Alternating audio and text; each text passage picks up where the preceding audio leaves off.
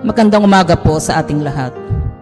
Tampok sa Ebanghelyo ang pagtawag ni Jesus kay Simon bilang Pedro, ang bato. Pinili si Pedro para maging tagapangalaga ng simbahan.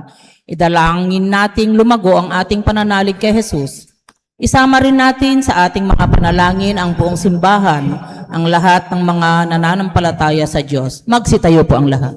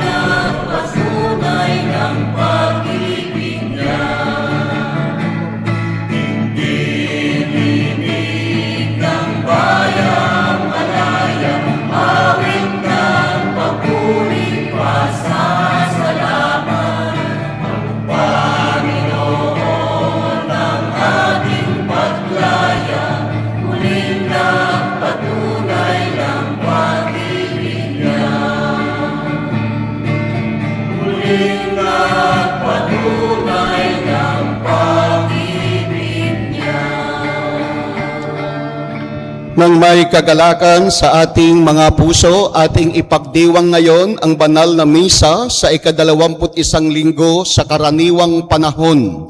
Sa ngalan ng Ama at ng Anak at ng Espiritu Santo. Amen. Ang pagpapala ng ating Panginoong Hesukristo, ang pag-ibig ng Diyos Ama, at ang pakikipagkaisa ng Espiritu Santo naway sumainyong lahat. At sumayo rin. Magandang umaga sa inyo. Magandang umaga din po. Papuri, pasasalamat pa rin sa Panginoon na muling nagpapakilala sa atin matapos ang mga bagyo at ang mga parating pang unos ng ating buhay, na sana sa inspirasyon pa rin ng ating mahal na patron ng San Antonio de Padua, lalo maging matibay at matatag at kumapit lamang sa Panginoon. Kaya't naman sa pagtitipon-tipon natin na bitbit ang mga panalangin, nararapat din lang naman na ihingi natin ng paumanhin ang mga yugto ng ating buhay na hinahanap natin ang Kristo, na minsan hindi natin maramdaman ang kanyang presensya, na minsan nagpapahina din sa atin. Sa mga pagkakataon na ito, naway mabanaagan natin muli ang konkrito at liwanag ng kanyang mukha. Inaamin ko Sa makapangyarihang Diyos at sa inyo mga kapatid, na lubha akong nagkasala sa isip, sa salita at sa gawa at sa aking pagkukulang. Kaya isinasamo ko sa mahal na Birheng Maria, sa lahat ng mga anghel at mga banal, at sa inyo mga kapatid, na ako'y ipanalangin sa Panginoong ating Diyos. Kaawaan tayo ng makapangyarihang Diyos, patawarin tayo sa ating mga kasalanan at patnubayan tayo sa buhay na walang hanggan. Amen.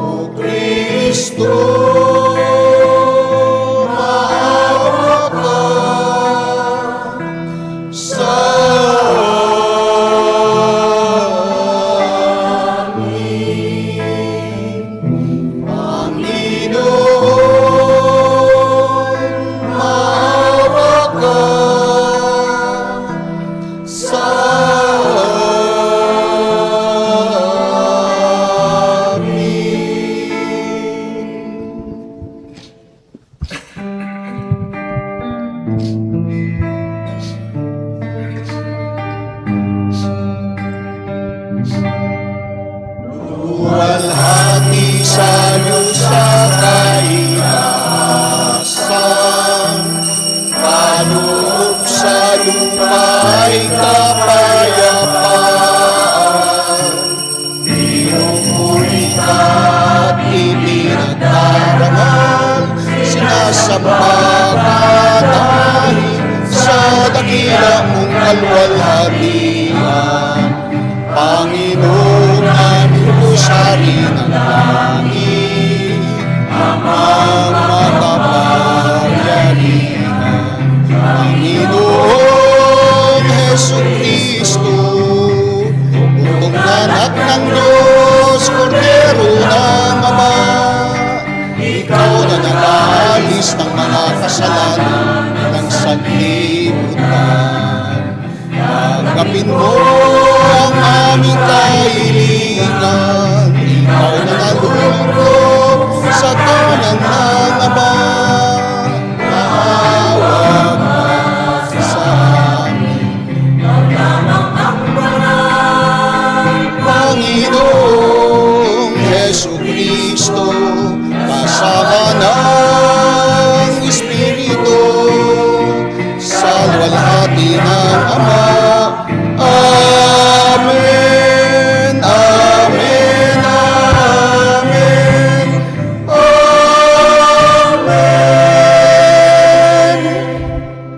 Manalangin tayo. Ama naming makapangyarihan, ginagawa mong kami ay magkaisa ng kalooban. Ipagkaloob mong ang iyong mga utos ay aming mahalin. Ang iyong mga pangako ay hangarin. Naming tanggapin upang sa anumang pagbabago sa paligid namin, manatiling matatag ang aming loobin sa tunay na kasiyahang matatagpuan sa iyong piling sa pamamagitan ni Hesu Kristo, kasama ng Espiritu Santo, magpasawalang hanggan. Amen. Magsiupo ang lahat.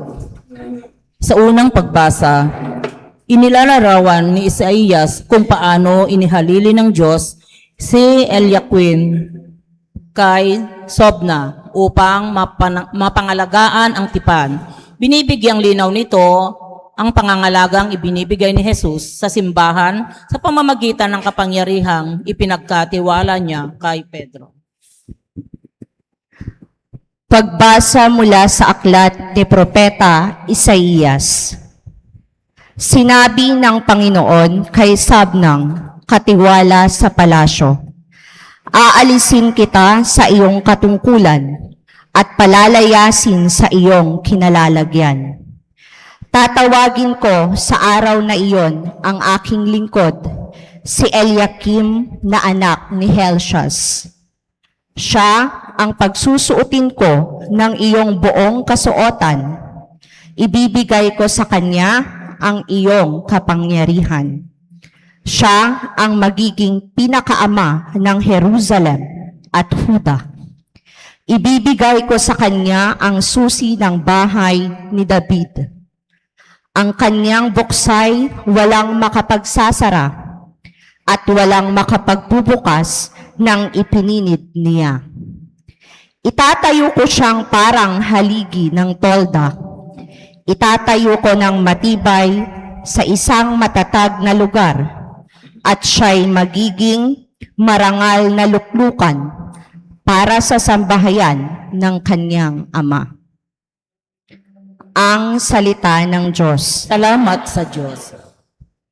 Pag-ibig mo'y di kukupas, gawain mo'y magaganap. Pag-ibig mo'y di kukupas, gawain mo'y magaganap. Ako poon, buong pusong aawit ng pasalamat. Sa harap ng mga anghel, pupurihin kitang ganap. Sa harap ng iyong templo ay yuyuko at gagalang. Pupurihin kita roon. Pupurihin ang iyong ngalan. Pag-ibig mo'y di kukupas, gawain mo'y magaganap. Dahilan sa pag-ibig mo at sa iyong katapatan, ika'y tunay na dakila, pati iyong kautusan.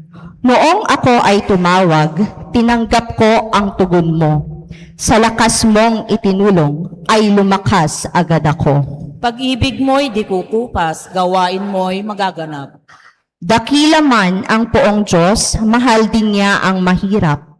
Kumublimay, kita niya yaong hambog at pasikat.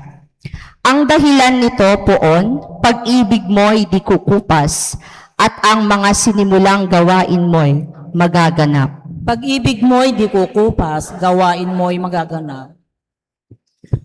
Sa ikalawang pagbasa, sa pagninilay ni San Pablo sa kaligtasang hatid ni Hesukristo, natuto siyang mag-alay ng panalangin at pasasalamat sa Diyos. Pagbasa mula sa sulat ni Apostol San Pablo sa mga taga-Roma. Napakasagana ng kayamanan ng Diyos. Di matarok ang kayamanan, karunungan, at kaalaman ng Diyos. Hindi malirip ang kanyang mga panukala at pamamaraan. Gaya ng nasusulat, sapagkat sino ang nakaalam sa pag-iisip ng Panginoon o sino ang tagapayo niya? Sino ang tagapagkaloob ng anuman sa Diyos para siya na may gantimpalaan? Sapagkat mula sa Kanya at sa pamamagitan niya at sa Kanya ang lahat ng bagay. Sa Kanya ang karangalan, magpakailanman. Amen. Ang salita ng Diyos. Salamat sa Diyos. Magsitayo po ang lahat.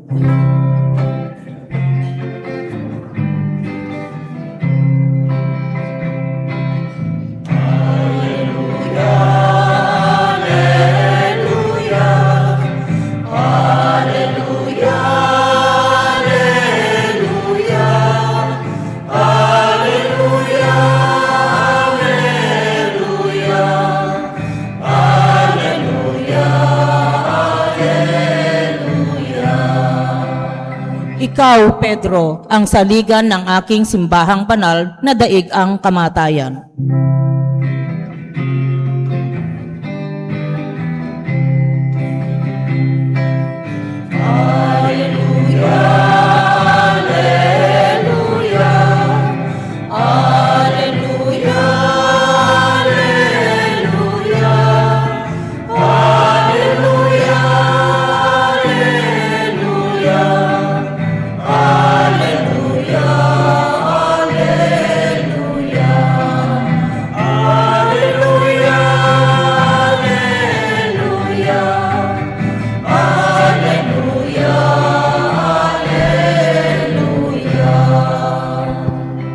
Sumainyo ang Panginoon. At sumayo rin. Ang pagpapahayag ng mabuting balita ng Panginoon ayon kay San Mateo. Papuri sa iyo, Panginoon.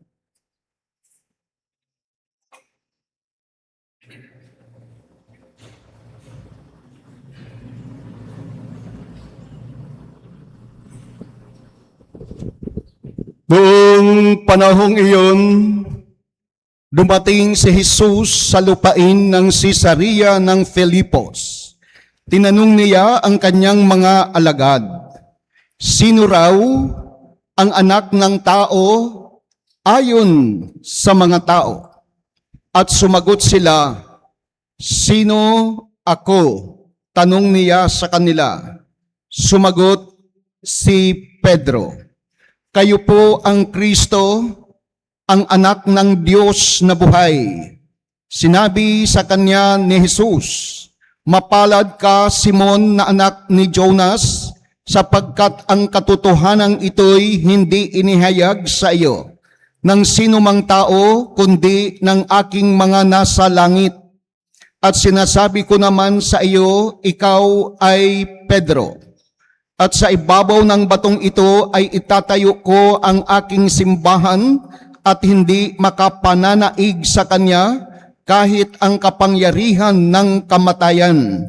Ibibigay ko sa iyo ang mga susi ng kaharian ng langit. Ang ipagbawal mo sa lupa ay ipagbabawal sa langit, at ang ipahintulot mo sa lupa ay ipahihintulot sa langit. At mahigpit niyang tinagubilanan ang kanyang mga alagad na huwag sabihin kanino man na siya ang Kristo. Ang mabuting balita para sa ating kaligtasan. Pinupuri ka namin, Panginoong Hesukristo. Magsiupo ang lahat. Kay magandang umaga sa inyo. Magandang umaga din po. Kumusta naman kayo?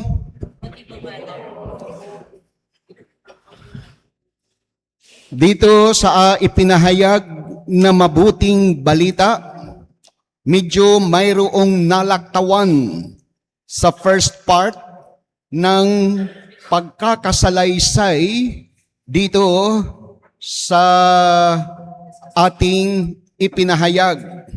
Sa unang tanong ni Jesus kung ano ang sabi ng mga tao tungkol sa kanya, nalaktawan dito. Ang mga alagad ay sumagot, kayo daw po ay si Juan Bautista. At ang iba naman nagsabi na ikaw daw ay isa sa mga propeta, si Elias o si Jeremiah. Ngunit matapos iyon, may panundot na pagtatanong si Jesus sa kanyang mga alagad mismo. Para sa inyo, sino ako? Iyon ang tanong ni Jesus sa kanyang mga alagad. At ang tanong na iyan ay katanungan din sa bawat isa sa atin sa kasalukuyang panahon na pilit na inaanyayahan tayo na magbalik aral muli, na maiguhit natin ang mukha ni Hesus sa konteksto ng ating bansang Pilipinas, na kung anong mga mahahalagang usapin mayroon tayo sa ngayon. Maaari nakakubli ang mukha ng Kristo Jesus. Nung ako'y bata pa, laging sinasabi ng aming magulang, kapag kakaina, imagine ninyo, kami ay 10. Pag nakahiliran na sa lamesa, sadyang tunay na masarap kumain pag sama-sama. Yung aking pinakamasayang araw nung kami ay mga nasa elementarya at nasa high school. Nung kolehiyo na, hiwa-hiwalay na. Iyon na ang simula ng paghihiwa-hiwalay. May sa Manila, may sa probinsya. Now, laging sinasabi ng aming magulang, manalangin kay Jesus. Manalangin, pasasalamat, dahil sa Kanya nagmumula ang bigas, ang ulam. Kaya't naman, pag nananalangin noon ang aking ama, salamat sa kanin, salamat sa isda, salamat sa gulay, salamat sa mga taong naging instrumento para magkaroon ng mga bagay-bagay sa hapagkainan. Sa panahon na kami ay magbabayad na sa eskwelahan, dahil nung high school kami ay sa pribadong eskwelahan, pag-aari ng mga madre ng Agustinian Recoletos. Noong una, nung panahon na iyon, hindi namin concern, hindi namin pinag-iisipan kung bakit ayaw kaming pag-aralin ng aming magulang sa isang pampublikong eskwelahan. Minsan, mayroon akong kapatid na ayaw pumasok sa eskwelahan ng mga madre. Kaya't gumawa siya ng isang bagay na ma-expel siya at doon nga siya sa pangpubliko. Ngayon, siyempre sa eskwelahan ng mga madre, nagkakamalay, nagigising ang aming isipan sa mga bagay-bagay na gawain bilang mga Kristiyano Katoliko. Lalo pagbuwan ng Oktubre, pagdarasal ng Santo Rosario. Natuturuan ang mga estudyante na maging bukas palad, lalo't panahon na kung saan kailangan namin mag-contribute sa misyon at iba pang mga gawain. Iyon ang tumatak sa aking isipan. Kahit na ang aming grandparents noon, laging sinasabi, magtiyaga kayo mga apo, manalangin sa Panginoon dahil siya ang magbibigay sa atin. Siya ang gagabay, dalhin kayo sa kaliwanagan ng inyong pangarap sa buhay. Ngayon, iyon ang naiguhit sa aking kamalayan kung ano nga ba ang imahin ni Kristo. Ang imahin ni Kristo na nagbibigay ng pagkain. Ang imahin ni Kristo na gumagabay, ang imahin ni Kristo na kahit tayo ay pasaway, nariyan pa rin siya. Ngunit, nung ako ay lumaki na, hinahanap ko noon ang imahen ni Kristo sa konteksto ng aming trabaho. Nawari, sa pagsikat ng araw, inihahanda ang sarili para pumasok sa trabaho. Pag tapos na ang trabaho sa hapon, sa barkada, hinahanap ang kasiyahan. Kahalintulad ni San Agustin, hinahanap ang kasiyahan, the pleasure of the body. Ngunit, hindi pa rin namalayan ang imahen ni Kristo. Dumating ang punto na binabalikan ko ang mga naituro sa akin kung ano ang mukha ni Kristo, kung ano ang kanyang ginagawa, at kung paano naman makatugon. Pinakiramdaman ko ang sinasabing the empty space ng aking sarili, na kung saan hindi mapupunuan ang sagradong espasyo na iyon ninuman ng material na bagay, bagkus ang Panginoon lamang. Kaya't naman, hindi mahirap sa akin na tumalikod sa aking profesyon at harapin ang panawagan na maglingkod sa simbahan. Sa pag-aaral ng teolohiya, isang semestre tungkol kay Kristo. Iba't ibang materyales na kailangan basahin para maunawaan kung sino si Kristo. To my surprise, at the end of the day, during the final examination, before the priest professor, in oral examination, ang tanong lang naman, ano ang itinuro ng inyong magulang sa inyo tungkol kay Kristo? Ang ibig sabihin, sa kabila ng aming paghirap, pagdusa sa mga bagay-bagay na dapat maihanda ang sarili, equipped with the knowledge about Christ, ganun kasimple ang naging katanungan. Ngayon din, sa linggo na ito, ang hinihinging kasagutan sa atin ay walang pinagkaiba sa kapayakan na ibinigay sa amin ng paring tagapagturo tungkol kay Kristo. Sino si Kristo? Batay ayon sa ating karanasan, sa ating enkwentro mismo. Hindi tinanggap ni Jesus ang mga naging kasagutan ng kanyang alagad na ipinapatanong sa mga tao na ang sabi daw ng mga tao, ikaw ay si Juan Bautista, ikaw ay si Elias, ikaw ay isa sa mga propeta.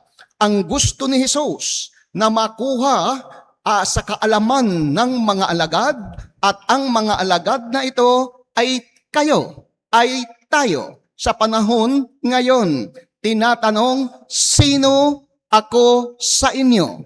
Kung hihiramin natin ang linya na iyon, sino nga ba si Kristo sa buhay natin, sa kabila ng mga bagay-bagay, sa kabila with the ups and downs, with the thick and the thin we experience in our life, sino si Kristo sa atin? Ang kasagutan niyan ay nasa inyong mga kamay. Hindi kinakailangan sabihin, na hindi kinakailangan ipangalandakan sa social media, ngunit inaanyayahan tayo na pakiramdaman to concretize such feeling, such imagination, such understanding who Christ is. Sa konteksto ng mga pangyayari sa ating lipunan, sa ating bansa mismo, marami ang sagutan sa social media na hindi kaaya-aya.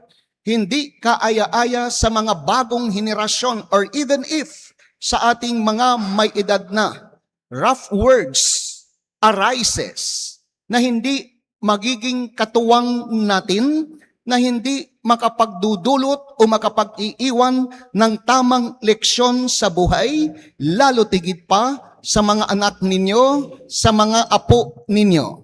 Kaya kung babalikan ang pagguguhit natin, ang katanungan ng paring tagagabay sa amin sa pagpapalalim tungkol sa imahe ni Kristo, sino nga ba si Kristo? Ngayon, ang medyo mainit na usapin sa konteksto pa rin, kung isasantabi muna natin ang usapin tungkol sa impeachment trial, ang usapin naman ngayon tungkol sa mga guro.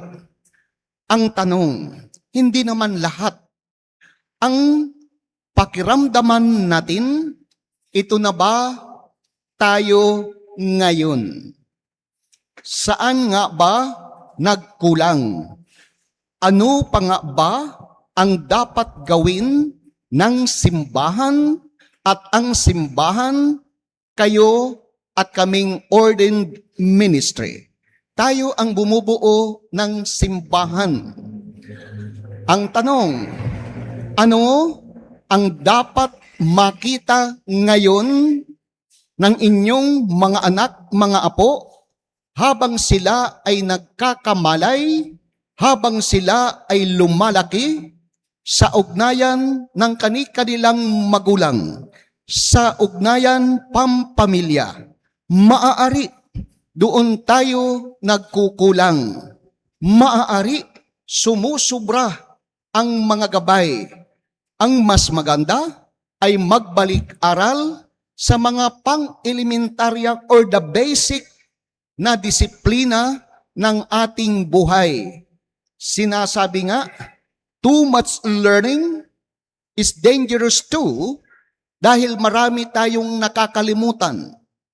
Kaunting kaalaman ay critical din, dahil maaari tayo ay nagkakamali. Ngayon, sobra, kulang, ngunit kung ating mapagninilayan, ang maiingay ngayon sa social media ay ang mga malawak ang kaalaman. Good enough. May limitation ako tungkol sa paggamit ng gadget. Ang aking limitation somehow, pinaglinilayan ko, may wisdom naman dahil hindi malikot ang aking daliri sa gadget. Sapat na sa akin ang mag-text, ang magtawag, at mag-scroll ng mga simpleng bagay. Beyond that, hindi ko na alam i-maneuver ang aking gadget. May wisdom din para hindi masyado makumplikado ang ating pagninilay. Personally, ayaw kong komplikado ang aking pagninilay. Itinuro na sa akin ng aking magulang kung sino si Kristo, at iyon ay ang aking pinagyayaman. Hindi ko na maaaring baguhin pa, bagkus to concretize sa araw-araw ng aking pamumuhay, lalo tigit pa bilang pari. Tanong, sadya bang tunay na kilala na ninyo ang Kristo Jesus? Maaari pang-academic, mayroon.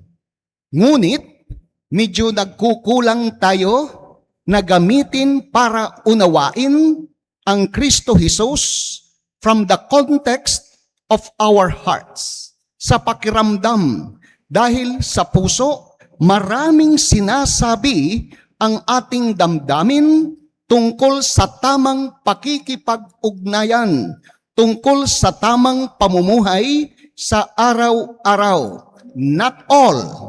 May mga kasapi tayo sa simbahan, naglilingkod, ngunit sila rin too much talking. Kaya kagandahan din minsan ang mensahe sa internet, sa YouTube, na mas maganda na manahimik na lamang tayo. At sa katahimikan na iyan, mas higit nating nauunawaan kung sino si Kristo sa buhay natin. Sino nga ba si Kristo?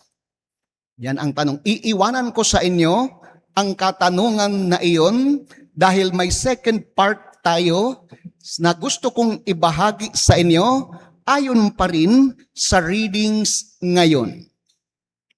May nabanggit dito na pagbibigay ng susi ni Jesus kay Simon Pedro. Ngayon, sa katanungan ni Jesus kung sino siya, si Simon Pedro ang sumagot.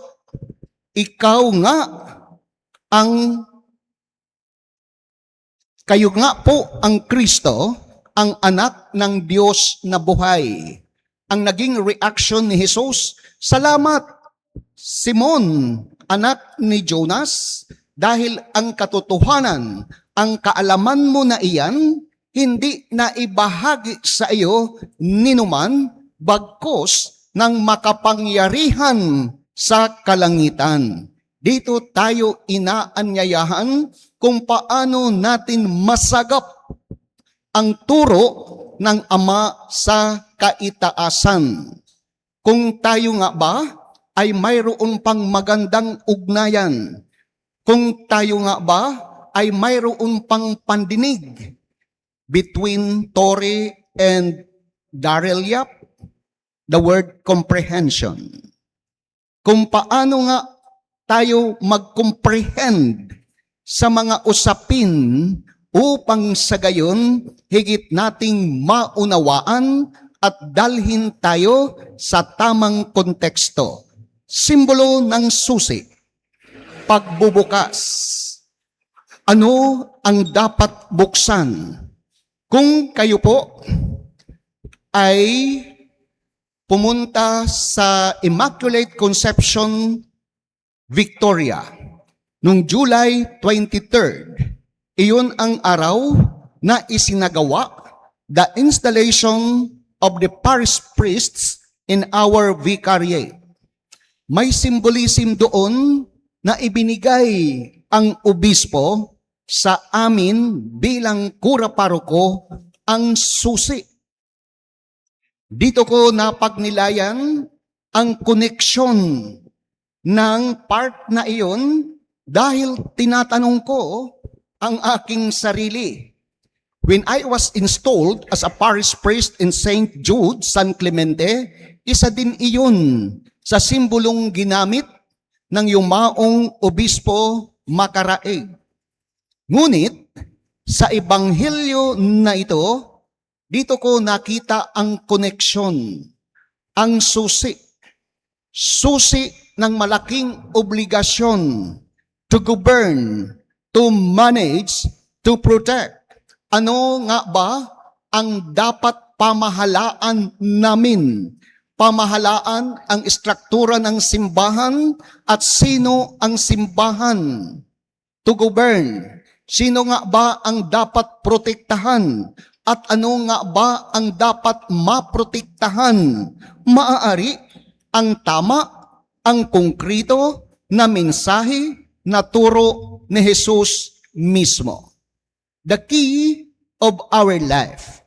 Ano pa nga ba ang susi na tatanggapin natin para mabuksan sa tamang konteksto ang ating pang-uunawa, ang ating pag-iintindi upang tayo ay mamuhay ng mapayapa, payak at mayroong kasiguruhan sa ating kaligtasan.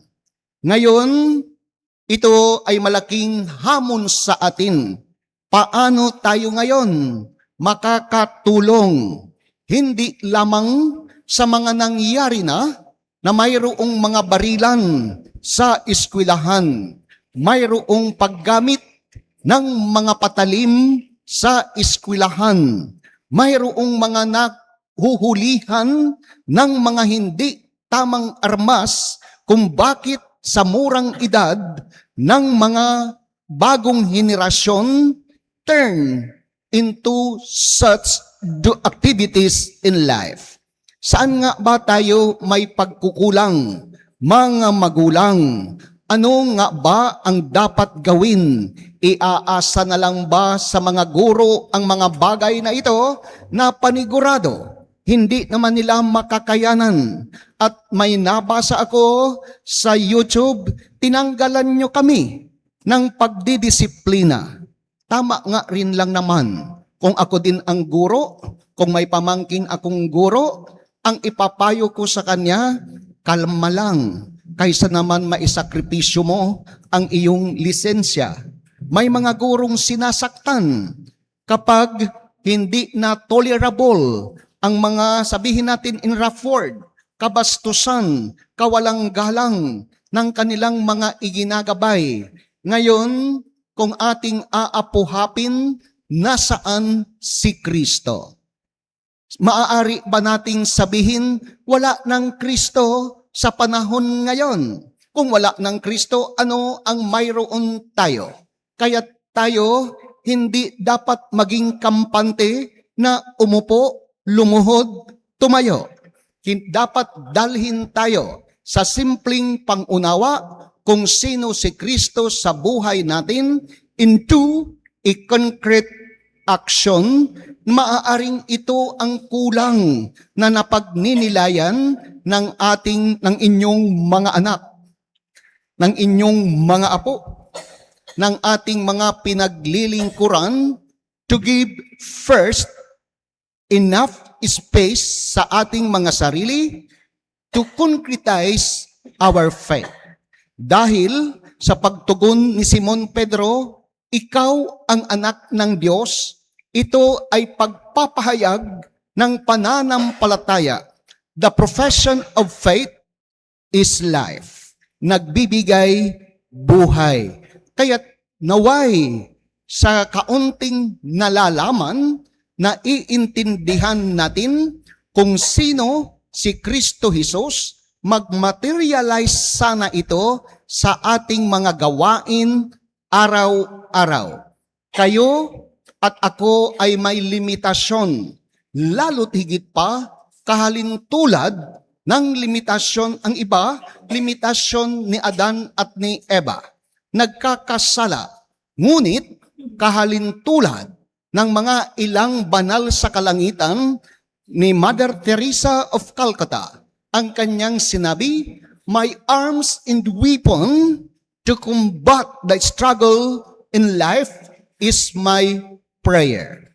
Kung babalik-balikan ko rin ang aking ibinaol, naiintindihan pa po ba ninyo ang baol? Ang baol nung unang panahon, ang taguan ng mga dokumento, mahahalagang papeles, mahahalagang document. Aking ibinaol ang mga kataga na hiniram ko kay San Francisco ng Assisi. Sinabi, if this is what I want to do, if this is what I long to do, no return, no surrender. Dapat tuloy-tuloy ang pamumuhay ayon sa itinuro ni Kristo at naipapakita natin ang imahen ni Kristo. Sometimes, mayroon akong stricto.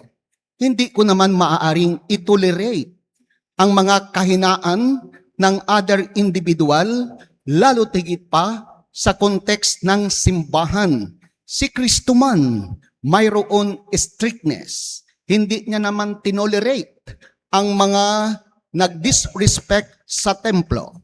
Kayo man, mga magulang, hindi rin ninyo maitutolerate ang mga bagay na hindi naaangkop sa pagiging Kristiyano Katoliko sa inyong mga anak. Kaya't upang maging konkreto muli ang imahen ni Kristo sa atin, kinakailangan manahimik, magbalik-aral.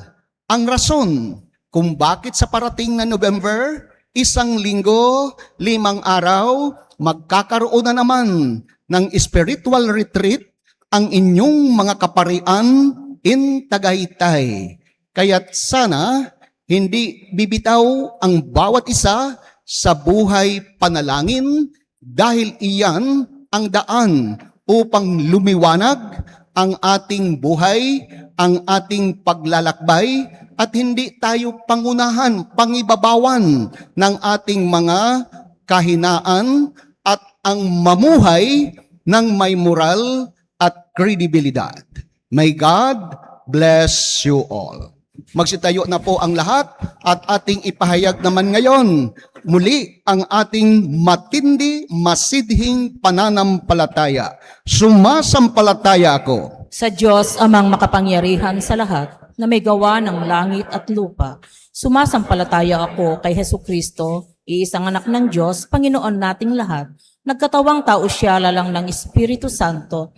Ipinanganak ni Santa Mariang Birhen, pinagpakasakit ni Poncio Pilato, ipinako sa krus, namatay, inilibing, nanaog sa kinaroroonan ng mga yumao, nang may 3 araw na buhay na maguli, umakyat sa langit, naluluklok sa kanan ng Diyos, amang makapangyarihan sa lahat. Doon magmumulang paririto at huhukom sa nangabubuhay at nangamatay na tao. Sumasampalataya naman ako sa Diyos Espiritu Santo, sa banal na simbahang katolika, sa kasamahan ng mga banal, sa kapatawaran ng mga kasalanan, sa pagkabuhay na muli ng nangamatay na tao, at sa buhay na walang hanggan. Amen. Inihabili ni Jesus ang susi ng kaharian kay Pedro upang manatili ang mga alagad sa pag-ibig at pagkakaisa. Tayo'y dumulog sa Ama upang patuloy niyang gabayan ang kanyang simbahan at ang ating itutugon. Ama naming tapat, dinggin mo kami. Ama naming tapat, dinggin mo kami.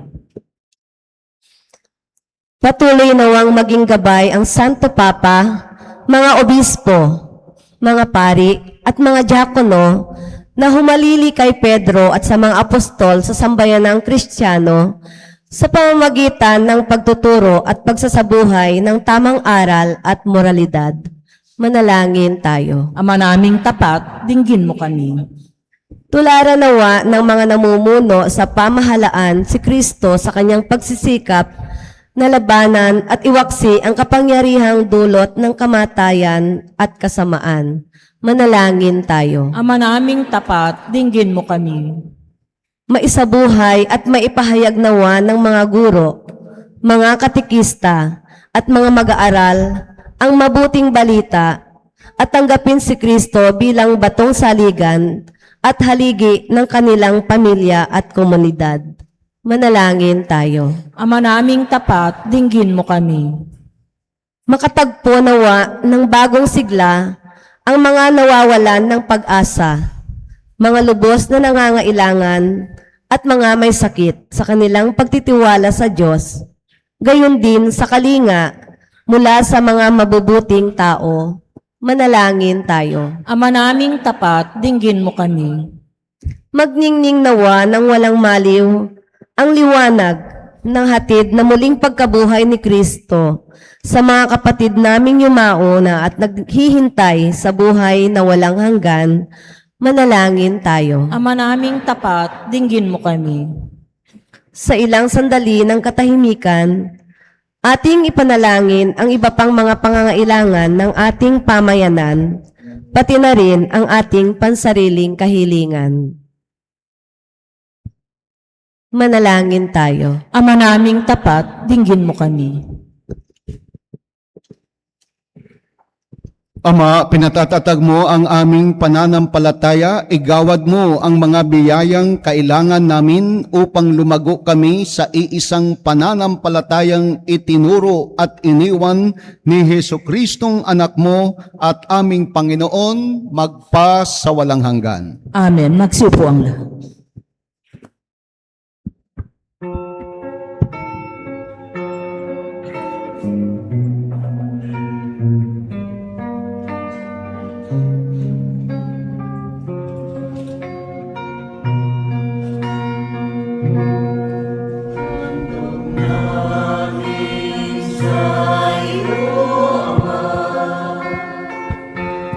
Ang kinapayat alak na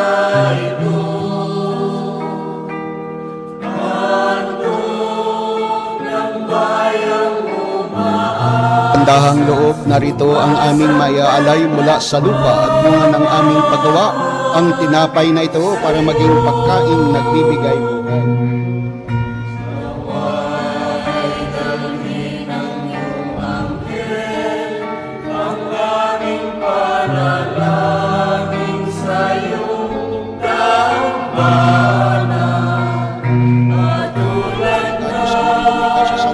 Sa iyong kagandahang loob, narito ang aming maiaalay mula sa katas ng Diyos at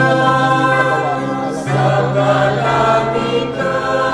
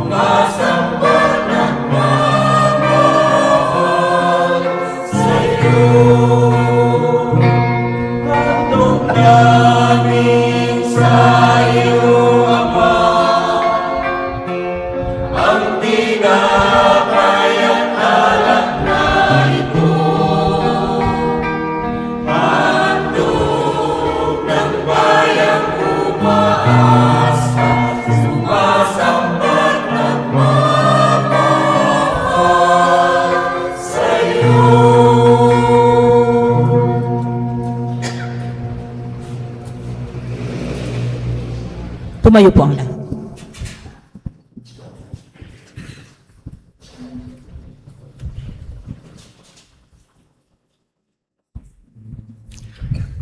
Manalangin kayo mga minamahal na kapatid upang ang paghahain natin ay kalugdan ng Diyos amang makapangyarihan. Tanggapin nawa ng Panginoon itong paghahain sa iyong mga kamay, sa kapurihan niya at karangalan, sa ating kapakinabangan at sa buong sambayanan niyang banal. Ama naming lumikha, pinagkamit mo kami ng iyong pagkupkop, pakundangan sa isang pampalagiang paghahandog, kaya't isa iyong sambayanan, iyong ipinagkaloob ang pagkakaisa at kapayapaang nagbubuklod, bunga ng aming mga alay na iyong ikinalulugod sa pamamagitan ni Hesu Kristo, kasama ng Espiritu Santo magpas sa walang hanggan. Amen. Sumainyo ang Panginoon. At sumayo rin. Itaas sa Diyos ang inyong puso at diwa. Itinaas na namin sa Panginoon. Pasalamatan natin ang Panginoong ating Diyos. Marapat na siya ay pasalamatan. Ama naming makapangyarihan,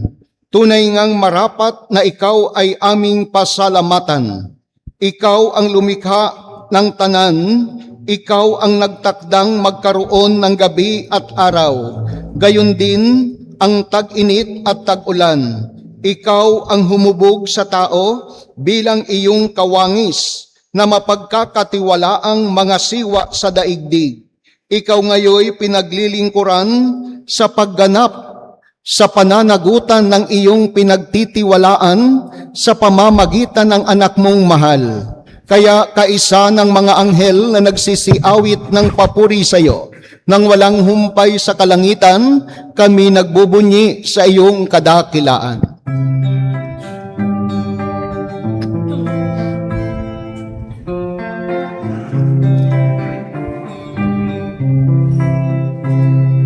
Santo, Santo, Santo.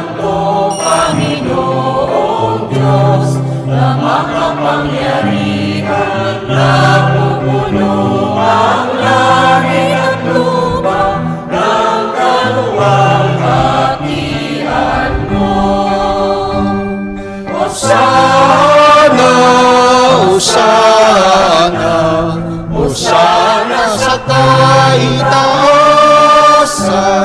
Hosana, Hosana, Hosana sa kaitaasan.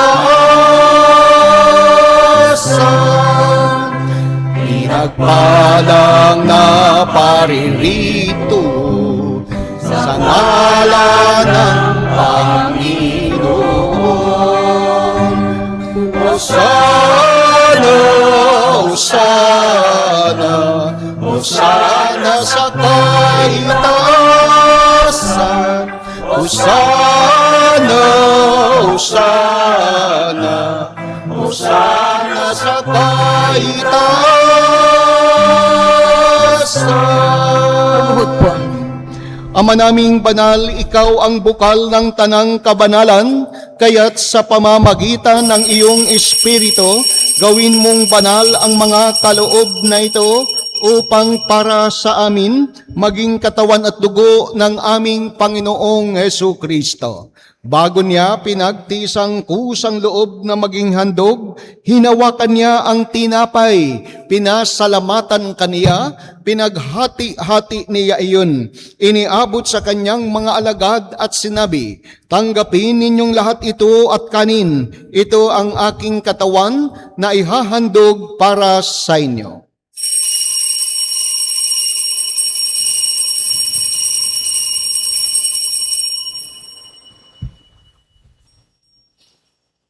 Gayon din naman, noong matapos ang hapunan, hinawakan niya ang kalis. Muli kanyang pinasalamatan. Iniabot niya ang kalis sa kanyang mga alagad at sinabi, tanggapin ninyong lahat ito at inumin. Ito ang kalis ng aking dugo, ng bago at walang hanggang tipan. Ang aking dugo na ibubuhos para sa inyo at para sa lahat, sa ikapagpapatawad ng mga kasalanan. Gawin ninyo ito sa pag-alaala sa akin.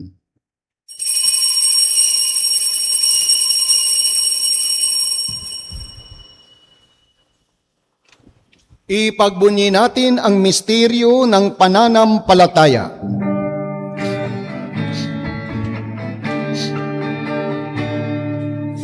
Kristo ay gunitain, sarili ay inihain, bilang pagkain ilumin, pinagsasaluhan natin, hanggang sa siya'y dumating, hanggang sa siya'y dumating. Ama, ginagawa namin ngayon ang pag-alala sa pagkamatay at muling pagkabuhay ng iyong anak. Kaya't iniaalay namin sa iyo ang tinapay na nagbibigay buhay at ang kalis na nagkakaloob ng kaligtasan. Kami nagpapasalamat dahil kami iyong minarapat na tumayo sa harap mo para maglingkod sa iyo. Isinasamo namin kaming magsasalo-salo sa katawan at dugo ni Kristo ay mabuklod sa pagkakaisa sa pamamagitan ng Espiritu Santo. Ama, lingapin mo ang iyong simbahan laganap sa buong daigdig. Puspusin mo kami sa pag-ibig kaysa ni Leo na aming Papa, ni Robert na aming Obispo at ng Tanang Kaparian. Alalahanin mo rin ang mga kapatid naming nahimlay nang may pag-asang sila'y muling mabubuhay. Gayon din ang lahat ng mga pumanaw. Kaawaan mo sila at patuloyin sa iyong kaliwanagan. Kaawaan mo at pagindapatin kaming lahat na makasalo sa iyong buhay na walang wakas. Kaisa ng mahal na Birheng Maria na ina ng Diyos, kaisa ng mga apostol at ng lahat ng mga banal na namuhay dito sa daigdig ng kalugod-lugod sa iyo, maipagdiwang nawa namin ang pagpupuri sa ikararangal mo sa pamamagitan ng iyong anak na aming Panginoong Hesu Kristo. sa pamamagitan ni Kristo. Kasama niya at sa Kanya, ang lahat ng parangal at papuri ay sa iyo, Diyos amang makapangyarihan, kasama ng Espiritu Santo, magpas sa walang hanggan.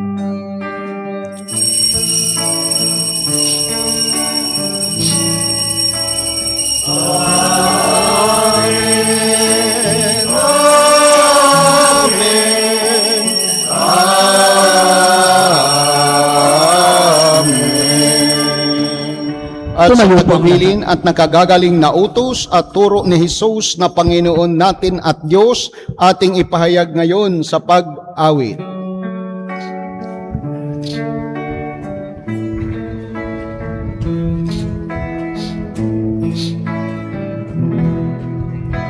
Manami sumasalangit ka, sambahin ang ngalan mo.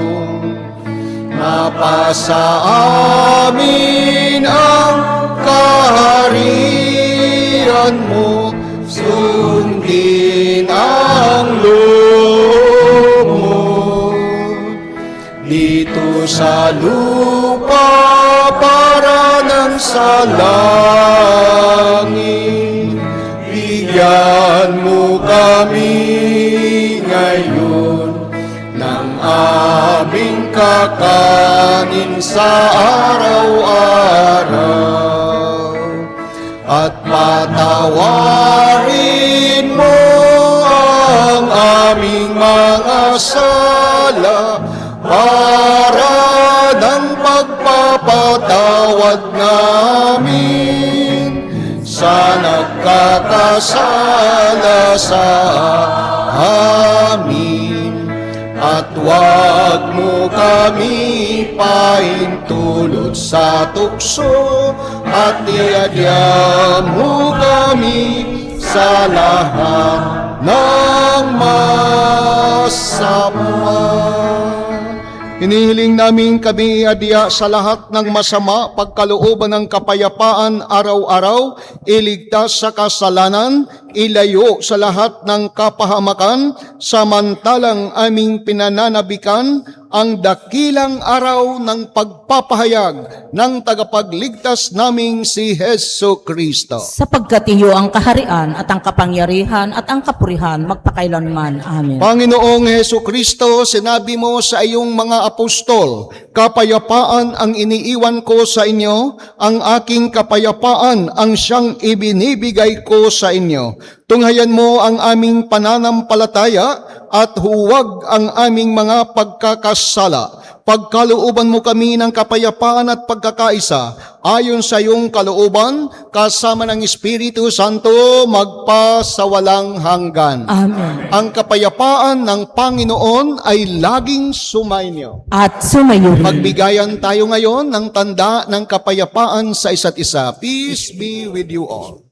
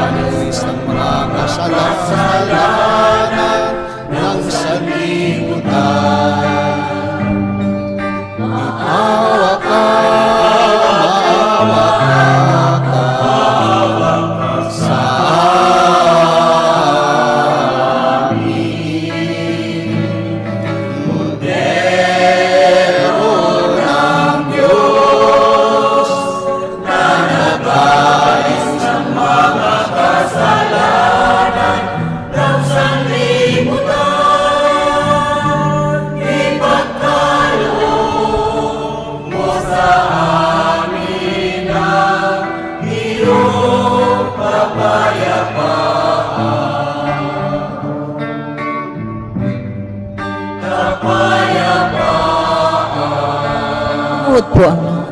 Narito si Jesus, ang kordero ng Diyos, ang nag-aalis ng mga kasalanan ng sanlibutan. Mapapalad ang mga inaanyayahan sa kanyang banal na piging. Panginoon, hindi ako karapat dapat na magpatuloy sa iyo. Ngunit sa isang salita mo lamang ay gagaling na ako. Ipagsanggalang nawa tayo ng katawan at dugo ni Kristo para sa buhay na walang hanggan. Amen. The Holy Communion.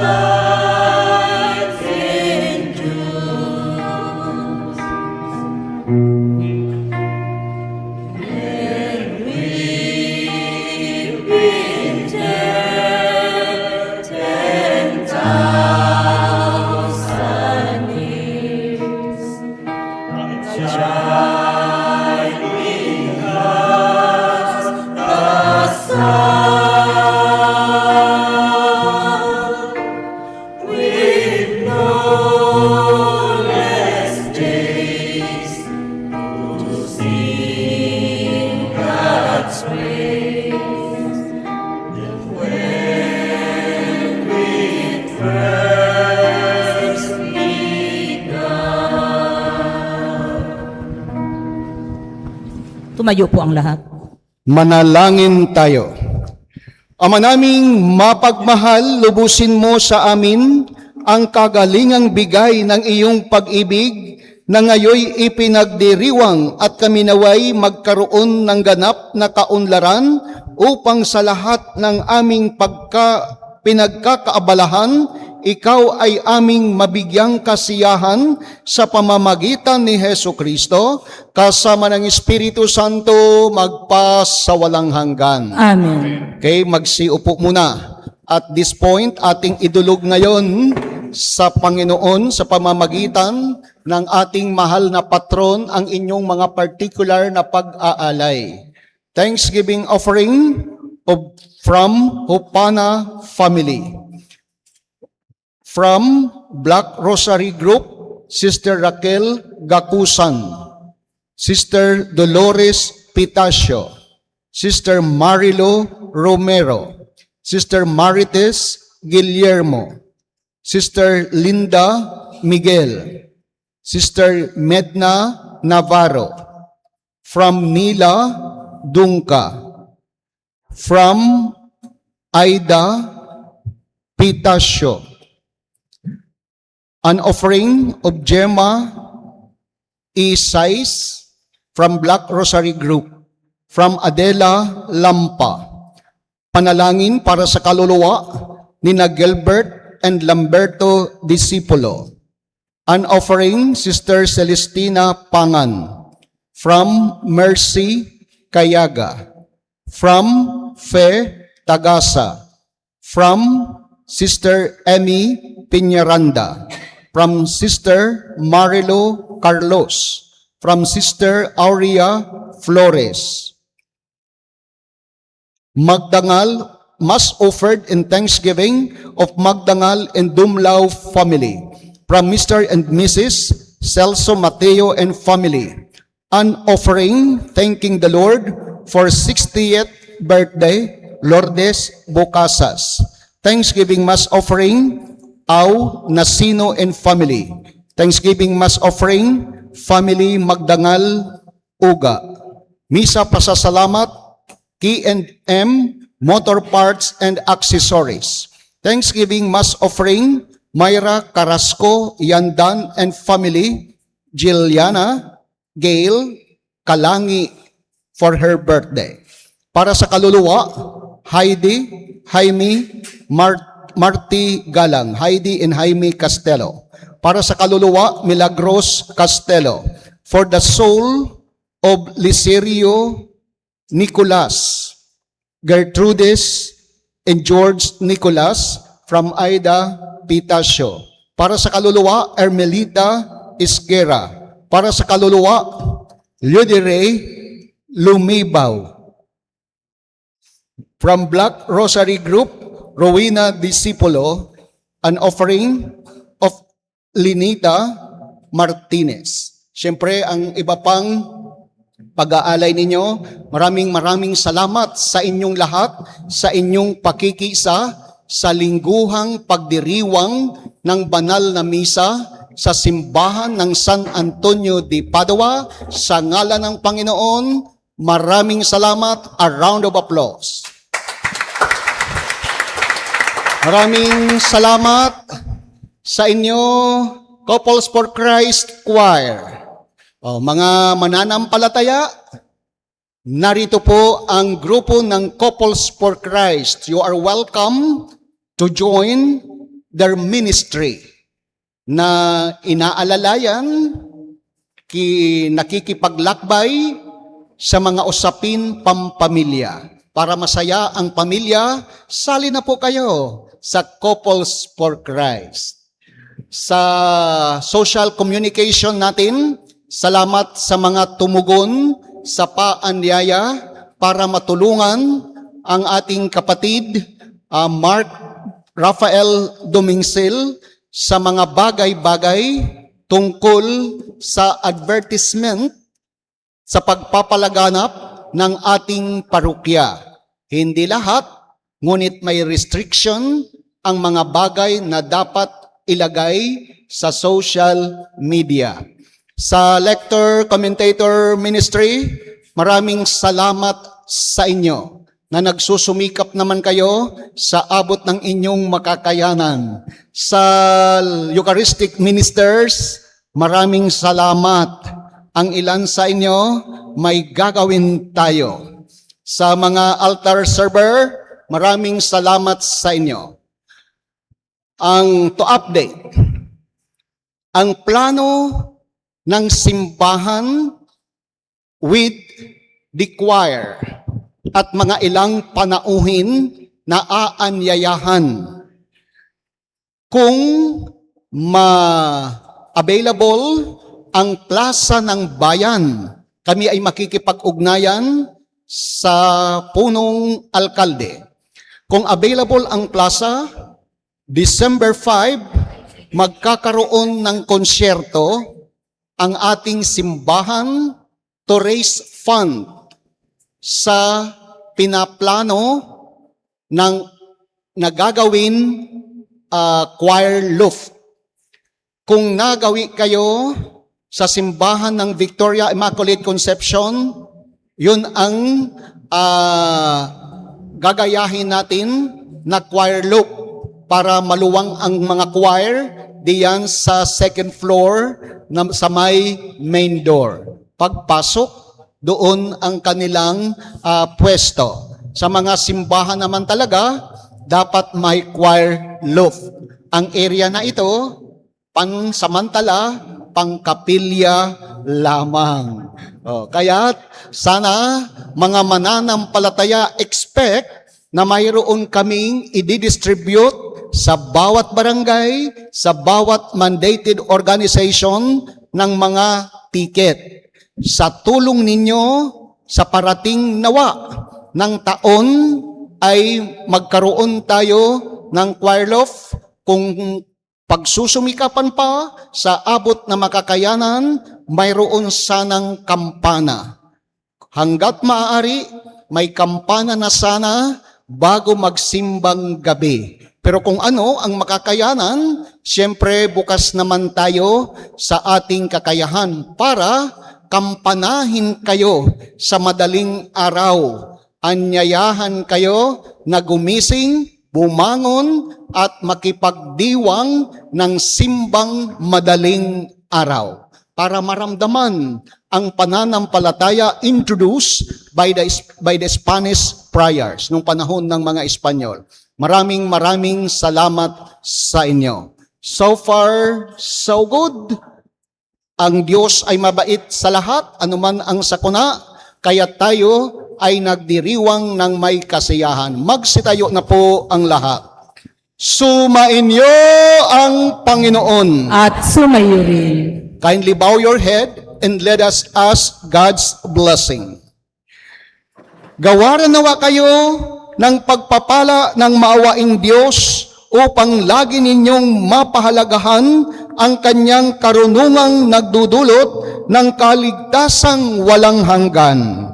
Amen. Gawaran nawa ng katatagan ng Diyos ang inyong pananampalataya na nasasalig sa kanyang pagmamahal upang mamalagi kayong nagsisikap gumawa ng kabutihan ngayon at magpasawalang hanggan. Amen.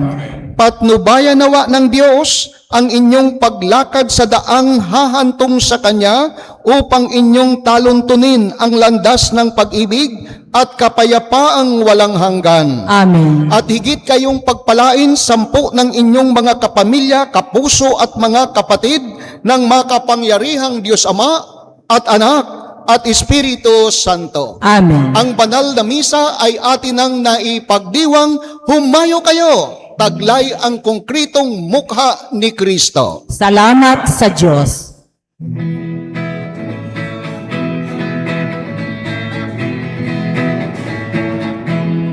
Humayo tihaya at ating ibon niya. Pagliligtas ng Diyos na sa krus ni Jesus, ang siyang sa mundo'y tumubos.